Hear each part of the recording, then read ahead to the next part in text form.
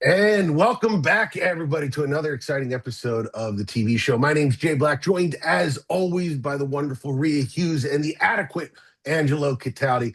And guys, we are, we're right before Thanksgiving. We're going into a prime TV time. Lots of good stuff coming out. And I'm excited about this episode because we have a review in our first block. We don't usually do that.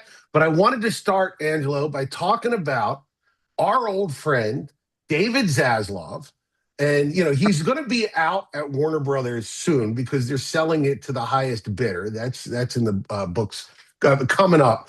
But HBO, which for whatever reason, it was the best way I could put it. It was Mercedes Benz. It was the thing that you bought if you had a little bit of money, and it was the high-end television experience for cable. Then when streaming came along, they looked at Netflix and said, you know what we should do? We should turn HBO into a mid-priced minivan that anybody can buy. And it lost its luster, it's lost its branding, and it didn't do what they wanted it to do. So I saw an article in the Hollywood Reporter that said, hey, they got a plan to save HBO. And that plan is to make it HBO again. So I thought immediately of you. Yeah, I have a couple of questions about this. Can they do it? Isn't Apple already doing it? And how is it even possible that HBO lost its way like this? I think Rhea's going to really relate to this. David Zaslav is a richer version of Eagles head coach Nick Sirianni. He just fell into a flower bed of clover and can't believe his luck. David Zaslav ascended to the top of the TV pyramid by basically finding a way to trap crabs on boats in Alaska and sell it to the American public. Deadliest Catch. That built the Discovery. Basically, that got it started. Discovery was successful. Oh my God, he must be brilliant. He put cameras on lobster boats. And he just kept Peter's principle. He kept going up and up and up and up. Yes, HBO can become HBO again. As soon as they get rid of that moron and put somebody in place who knows how to program. They had a head start and he blew it. But it's still a great entity, and in the right hands, it will succeed. Rhea, do you think it's still got the branding of HBO? When you think HBO, do you think high quality TV like we used to maybe 10, 15 years ago? Well, when you think about it, it's, it was Sopranos. Obviously, that's kind of what got me into it. Netflix, you're right, but I think you called it in the email, like the Costco of entertainment. Yeah. Because what I know is, there's tons of content. I mean, ridiculous amount of content, but it takes too long for me to go to it. I prefer the smaller ones, the smaller streamers that I can go, I haven't seen that. Stuff pops up on Netflix and I'm like, somebody said to me, they were watching some show, The Big C, which I think was a hit like 10 years ago. Yes. And they were like, they didn't realize that it was a 15-year-old show, but it's still a great show. I'm not denigrating the show. Is. It's a good show. But but my thing is, yes, HBO can get back to their path because they are known for quality program. But Angelo's right. They got to get rid of. And by the way, putting cameras on a crab boat, I was a huge fan of Deadliest Catch. I mean, it was wild, and I love the show. I did too. Yeah. But Rhea, that doesn't make you a programming genius. No, he lucked into characters. He had characters that were not actors. They were outright characters. So exactly. You got to get steal the people from Apple because they're doing a hell of a job. Well, Apple stole them from HBO. That's Apple's programming people. They're the ones that left when David Zaslav took over. They went to Apple, and that's what Apple is, the new HBO. And, for the younger listeners out there, to describe what Sunday nights were in the early 2000s, whatever HBO put on Sunday night, you were watching. They established Sunday night as quality top-notch TV that you couldn't get anywhere else. The Sopranos didn't exist. You couldn't go anywhere except HBO for that. Right. I miss those days. And I have to tell you like a secret that I never told Angelo because, we were very strict about, we had to get our sleep, getting up at 2 o'clock in the morning. I would stay up and watch The Sopranos because I was definitely afraid. See, I talked to people outside of work and Angelo didn't, so he would be able to go watch it on tape the next day, but Right. somebody would tell me, so I would, that's how great that was All right, in that time period. Rhea, I'm sorry, you're fired retroactively. Well, speaking of HBO, there was, what happened after HBO was a bunch of smaller programmers like AMC and FX came along and said, we can't do what HBO is doing at the scale they're doing it, but we could do like one or two shows that'll be high quality shows. You had AMC had Mad Men there for a while, FX did Fargo, HBO like shows on their channel. And one of them was a show that I really liked because I didn't date in high school. I played on my computer. It was a show called Halt and Catch Fire. Do you remember this show? Did you watch Never it at heard all? of it. You never heard of it, Rhea? You never even heard of it. Never Angelo, heard of it. did you hear of it? Did you watch it when it came on? I not only heard of it, I watched it when it came out, and I rewatched the pilot because I didn't have to pay for it this week. Oh, wow. And Okay. what occurred to me is that it seems like I love the concept of the show. They're showing you how computers became our lives, how Right. computers were. This is just when they were starting to really, go into the networks and be able to send us anywhere in the world and get information instantly and all the stuff that we do now on computers, and that's fascinating. And then I happen to love Mackenzie Davis, Yeah, who's she's great. very young in this show. This was a while ago. She did Station 11, which is a fantastic sci-fi show. If you want to see a great show and a great performance, Station 11 is amazing. And she did the best episode ever of Black Mirror, San Junipero. Yeah. She is a great actress, all right? You know why I stopped watching it? This is so me. I'm very narrow-minded. I don't come across that way, but I'm very narrow-minded because the lead character, played by Carrie Lowell, looks a lot like David Muir, who I hate, despise. And if there's somebody weird. that, I got like a band list, like Sean Penn, people like, and if they remind me of stuff, I just stop. And I stopped. So I rewatched it yesterday, and I'm still not going to watch it again because the guy still looks like David Muir. Well, I watched all 4 seasons of it, and one of the things I knew was not a lot of people were watching it, and we talked about this a lot on the radio, that like what you needed was a small group of affluent viewers, and that would keep a show on the air in the 2015s, back then. And it got me thinking about shows that were low rated, because Rhea, you were just talking about The Sopranos and how you could talk to people about The Sopranos. I couldn't talk to anybody about Halt and Catch Fire because you'd mention it and you would be like, it'd be like, what is that? I've never heard of it. Never heard of it. So Halt and Catch Fire is probably the lowest rated show I watched on the regular. Do you have a show that was like particular to you, Rhea, that nobody else watched? I love this show, and my brother loved it. My brother Michael and I have a very odd sense of humor. Angelo's met Michael many times, so we're a little different. Backstrom, starring Rainn Wilson from The Office, was only on one season on Fox. He played, the trope of the, miserable detective is out there. He was on another level. He was a drunk. He was a misogynist. I loved his character. The mysteries weren't as good as the people around him, like his stepson. Here was the problem they run into. And like I said, my brother and I were devastated when it didn't get renewed. It's one of those cases, Jay, and you've talked about it before, where a show is placed on.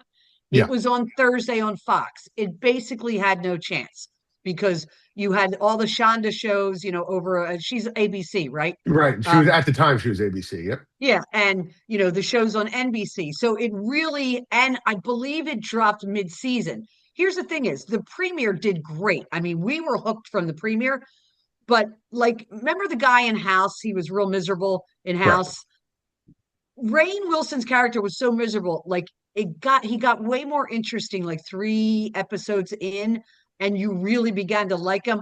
I think people although they might have liked it, they went, "Ah, this guy's just too miserable." And I don't think if it had been on any other network, I think it would have gotten life and he would have become beloved like the doctor in House Right. did, but it never did. But I thought that show was phenomenal. Yeah, and I only ever watched the first episode because they gave it away free on iTunes. So Yeah. I've downloaded it and There watched you it on go. the plane. Angela, what about you? Rhea, what What's was the your name? What was the It's name called in the it's called streamer? Backstrom. So it's Yep. Backstrom, Backstrom. It's actually, I Right. believe, a Swedish show, and I've tried to watch the Swedish show, but I liked Rainn Wilson more. I will find out where it's where they can find it now. Yep. It was Thank you. originally on Fox. Thank you. Well, we were talking about the heyday of HBO, and there was a show on there that I was addicted to, a reality show that was fantastic because I love the inner workings of the film industry. And it was called Project Greenlight. I'm with you. Love that was, show. At the very beginning, it was championed. The two on-air people who were recruiting young filmmakers to make their first film on HBO, they had Ben Affleck and Matt Damon, right? Wow. And they had this producer guy, Chris something, who ended up getting in trouble for saying dumb stuff. But he was like he would crush people, which I like that old school, a kind of like Simon Cowell used to do in the early days of American Idol, where they would just destroy the dreams of young people. I love that kind of thing. Right. You're a hard person. Continue. Yes, I think we've established that. Yeah. And Project Greenlight was really good. They actually ended up doing the film and debuting it on HBO, and it was really good. It was a good film, and it was a great way to really see how hard it is to make a good movie. And one other one is current. Maybe the only thing David Zaslav ever did that was good on HBO. They just canceled Duster. If you want to see an amazing show, right? Rhea, 10 episodes. It was so well done, so brilliant. It got canceled. I don't think they promoted it well enough. No, they didn't. I only knew about it because of you. Yeah. It's a really good show. I wanted to make a suggestion if you haven't seen it. There was a follow-up to Project Greenlight that was on Stars. It was also produced by Chris Moore. It was called The Chair. Yeah. It's a 2014 show. Chair. I don't know if you saw it. Okay. The premise behind it was fascinating. It was one script, two directors, and you saw the same script done by two different directors. And when it was over, they had each movie premiere, and you saw how a director's hand came in and changed the script and turned it into what they wanted it to be. Also produced by Chris Moore, very similar. Famous for having Shane Dawson, the YouTube star, on it, who produced a movie so terrible that Zachary Quinto, who was one of the other producers, walked out, took his name off the project, never returned. Which I've done that to a few producers in my time. All right, let's finish up with a discussion of the hottest show of the week. And Angela, you mentioned it last week. I thought we should dive into it. I'm 2 episodes in. Rhea is partway through the first episode. Angela, how far along are you with The Beast Inside? I am all the way to the end of the first season, although it may only be one season. It is terrific. Oh my God. You got to understand something. I went into this not expecting much because I have never liked Claire Danes. And I don't like her particularly in this.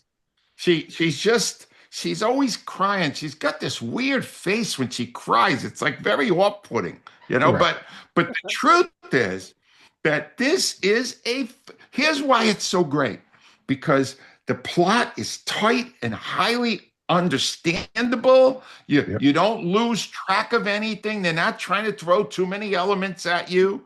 And it features a performance that is absolutely Emmy-worthy. In fact, I would be shocked if he did not win the Emmy. Matthew Rhys from The American. Matthew Rhys is so creepy, so evil in this thing. And it just keeps getting, he just keeps getting slimier. And it's phenomenal. It's so vividly done. It checked every box for me. Tight plot, great acting, and they landed the ending. The ending is excellent. It fits everything else that's in it. Wow. The Beast in Me, Netflix, fantastic. I'm going to say that I'm going to give this a compliment that might sound like a backhanded compliment. You know what it reminded me of? A really good airport book. And like, you know, you Okay. stop at the Yeah. I airport, know you what you pick mean. up a David Balducci or you pick up a John Grisham, where Michael you're getting Connolly. Michael Connolly, Yeah. where you're getting, and this is, you know, I studied English. I have an English degree. It's not literature, but it's so good. You can't put it down Yeah. till it's done. And it's great. It's enjoyable. And then you put it aside and you move on to the next thing. And I thought this was the highest level of airport thriller TV. I really Yeah. enjoyed it. I'm going to finish it. I haven't finished it yet. But you're right. The acting was fantastic. But it's lurid. It's a lurid plot. And you Yeah. immediately get gripped by the mystery and you want to know what's going on. And you know, it's the great thing about a great John Grisham. At the end of every chapter, you go, well, Yeah. I'll just read the next chapter because I got to know what's happening next. And you know, you read a Right. lot of those kind of books, right, Rhea? Yeah, love Yeah. them. So yeah, Me so too.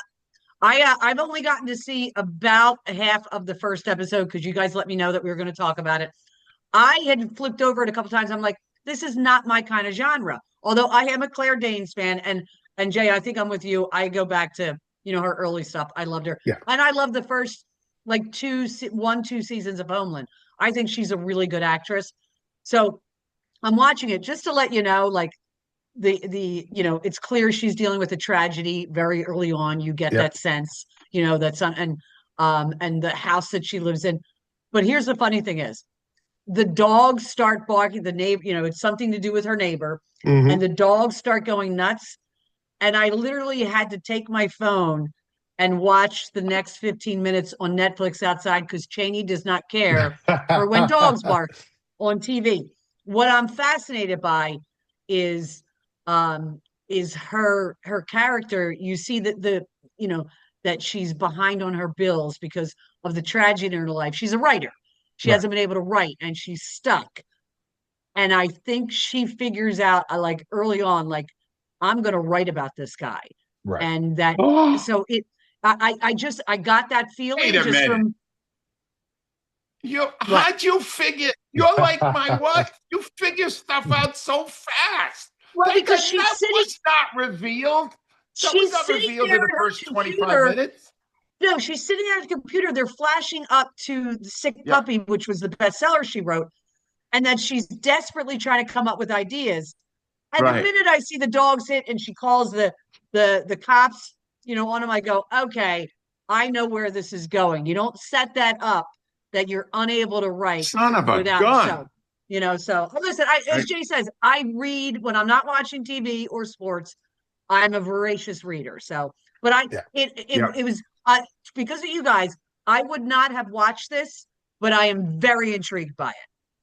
That's You so will love we'll. it. You will love it. And Jay, just so you know, we Yeah. published authors. We refer to that type of book as a pot boiler. A All pot right. boiler. That's a pot boiler, in case you know. Yeah. But I, that's just among us authors, you know. Oh, I yes. wouldn't know. It's a rarefied air that you're traveling in, Angela. All right. So speaking of rarefied air, let's talk about the most rarefied thing you can do for someone that you love is to go and get them a wonderful piece of jewelry, right, Angelo? Absolutely. And here's the irony of this week, because this is Thanksgiving week and Friday is the busiest day for shopping in the entire year. And it's Black Friday, and you will get amazing sales and incredible deals. Steven's not doing any of that. No. You know why Steven Singer doesn't do that? Because his price is already the right price. He doesn't have to, move numbers around to make you think you're getting some side of a great deal. If you go to the right business, any business, and they are fair with you, you don't ever need a sale. Do you understand? What you need is honesty from the person running the business to realize if I don't totally wipe out their bank book this time around, they'll become a customer for me many times after that. And that's why on Black Friday or any other day of the entire year, the best place to buy jewelry in Philadelphia or anywhere near here is the other corner of 8th and Walnut, Steven Singer Jewelers. Rhea? 100%. And again, I keep pointing this ring out, and just to It's let you know, beautiful. this is the Steven Singer ring. It's blue topaz, Beautiful. which is my birthstone. I was asked to get my ring size by someone, so I Oh, just want to let you know I could be debuting that hopefully after Christmas. But no, I took my Ooh. son in there. He's 16 years old. You go in there, and what I do is I don't helicopter mom. I'm like, I sat him down. I was like, this is him. And I sat across and I watched, and they're great with, and I watch why I was sitting there, I was watching all of their people with other people in there getting engagement rings, all happy, maybe getting a ring fixed that they broke. And it's like everybody is in a great mood because they know they're being treated well. They know they're getting a great price, and they know they're getting a beautiful piece of jewelry. And that's why you go to Steven Singer Jewelers. Other corner of 8th and Walnut, I hate stevensinger.com. It's great every day of the year, not just this Friday. absolutely. And you should know, if you guys are shopping for me, my birthstone is cash. So that's just so you know, just if you're thinking about getting me something. Rhea, what do you got for us this week in British Corner? So I'm very excited about this one because this is a show. I don't know why this show debuted in 2010. Okay. And you're all going to know the main actor because it's Idris Elba, who's phenomenal. The Wire, we all know that, all the movies he's been in. But it's Luther, and he's English, and which I never knew from The Wire. You would never know that he was English. So I finally said, you know what? Let me check this out because he's the troubled detective. So I start watching it, and very early on, it's very clear he's a rule breaker. He's very intense, but he gets to a crime scene. It's a very heinous crime scene. I don't want to give too much away in the first episode. And he gets connected with Angelo, one of your favorites, Ruth Wilson. She is she's a psychopath. And let me tell you, she is gorgeous and plays this role brilliantly. But what's crazy about it wound up going 5 seasons. I'm only in the first season. But look at Angelo's doing the Ruth Wilson face. She committed a heinous crime, but he can't prove it. However, she's also a genius. So he begins to use her in solving crimes. She was in 1, 2, and 3. I looked this up. She was in 1, 2, and 3 seasons. Was not in 4, Angelo, because she was off taping The Affair. I know. But she came back for 5. And they're also coming out with a new movie, a new Luther movie. She's going to be in it. She was not in the first standalone movie they did. But I will tell you, it is a really fun watch. It's crazy because, Angelo, you're a Dexter fan. So the fact that somebody is like murdering somebody and a good guy, I highly recommend it. And I love that I got 4 more seasons to watch. It is called Luther. And I watched all 4 of those seasons 10 years ago because Ruth Wilson was in them. And I'm going to tell you something, Rhea. It's fantastic. Is it really good? So far, I'm into it. Now, here's the thing. It's still good without Ruth. Those projects that they did with Luther and not her were still good because Idris Elba, he is Luther. And that he's so coat good. He wears, the coat is just, I don't know, it's the character. It's just, but anyway, I could not tell you how right you are about this. Is that on BritBox? Where is that? It's on BritBox, but it's also, I will tell you this, it's also available, because a lot of people don't have BritBox. You can get it on Hulu, Pluto TV, Disney, and AMC. And just as a fair it's warning really to anybody, great.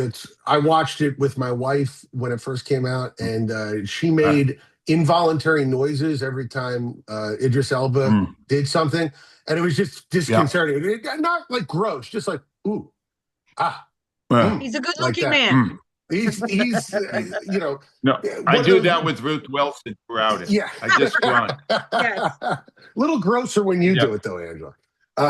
Very much so. All right, take us home, Angela. What did you watch this week? All right, I got a stink bomb and a great movie. Stink bomb. I'm telling you, I'm giving up. I'm right on the brink of giving up.